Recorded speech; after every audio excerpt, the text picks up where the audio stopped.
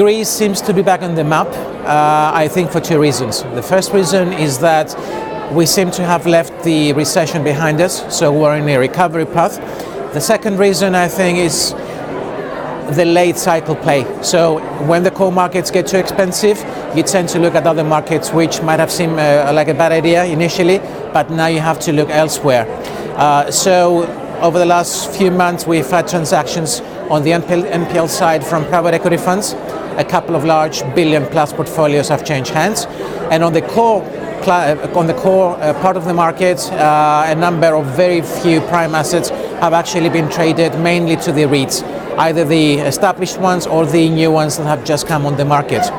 Now, going forwards, I think we're going to face headwinds. The first one is going to be the election cycle. So Greece is now in an election campaigning phase. Depending on whom you want to believe, elections could be anywhere between March and November. Second is that recovery is still creditless, so the banks are still burdened by the heavy NPL legacy they're carrying, so they cannot fund the recovery. It's a so-called creditless recovery. And what I'm quite worried about is that if the cycle turns in Europe, it's going to be a de-risking reaction by the fund managers, so they're going to retract in their core markets in the safer bets in Europe.